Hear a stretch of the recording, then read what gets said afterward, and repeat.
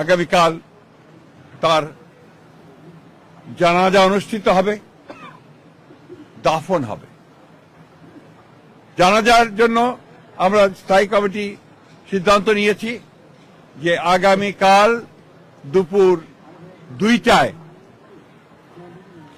Parliament ভবনের দক্ষিণ প্লাজায় যে মাঠ এবং বাণিজ্য অ্যাভিনিউ এই পুরো অংশ জুড়ে আমাদের নেত্রীর জানাজা অনুষ্ঠিত হবে।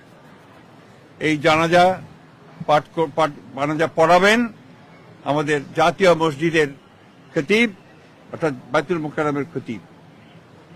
আর এই জানাজায় যে সঞ্চালন করবেন, পুরো বিষয়টাকে যিনি সঞ্চালন করবেন তিনি হচ্ছে আমাদের জাতীয় স্থায়ী কমিটির সদস্য জনাব নজরুল ইসলাম খান।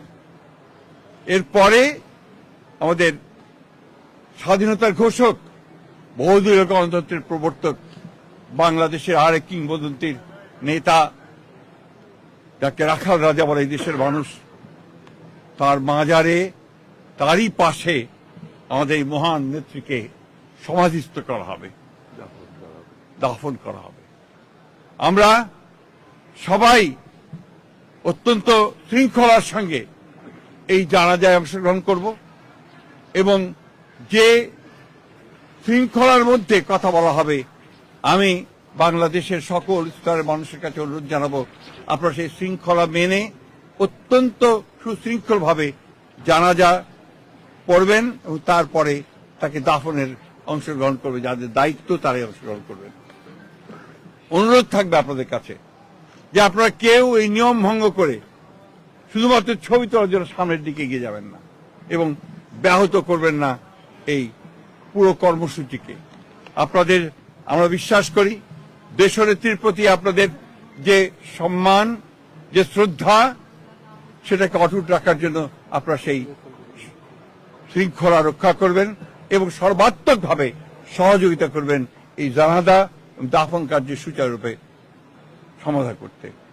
সব শেষে আবারও পরম করুণাময় আল্লাহ তাআলার কাছে এই দোয়া চাই যে আল্লাহ তাআলা তাকে যেন বেহেশত নসিব করেন। আমাদের ভারপ্রাপ্ত চেয়ারম্যান জনাব তারেক রহমান, তার জ্যেষ্ঠ পুত্র, তাকে যেন তিনি সেই শক্তি দেন যে এই যে দায়িত্ব পালন করবার শক্তি যেন তাকে দেন, তার পরিবারকে সেই শক্তি দেন এই শোককে সহ্য করবার জন্য। আসুন আমরা আজকে সবাই এই শোককে শক্তিতে রূপান্তরিত করে বাংলাদেশ জাতীয়তাবাদী দলকে একটা অপ্রতিরোধ্য দল হিসেবে গড়ে তুলি, বাংলাদেশকে সত্যিকার অর্থেই একটা গণতান্ত্রিক রাষ্ট্র হিসেবে আমরা প্রতিষ্ঠিত করি। সবশেষে আবারও আপনাদেরকে ধন্যবাদ জানিয়ে আপনাদের সকলের সহযোগিতার জন্য বিশেষ করে এবং আপনারা জানেন যে ইতিমধ্যেই সরকারের তরফ থেকে 3 দিন শোক দিবস ঘোষণা করা হয়েছে, আগামীকাল ছুটি ঘোষণা করা হয়েছে এবং আপনারা ইতিমধ্যে জানেন যে প্রধান উপদেষ্টা তিনি বাণী দিয়ে কথা বলেছেন, আপনাদের সামনে জাতির সামনে কথা বলেছেন এবং সেজন্য আমরা সর্বাত্মক সহযোগিতার জন্য আমরা সরকারকে ধন্যবাদ জানাচ্ছি। সেই সঙ্গে দলের পক্ষ থেকে আপনারা জানেন যে 7 দিনের শোক ঘোষণা করা হয়েছে।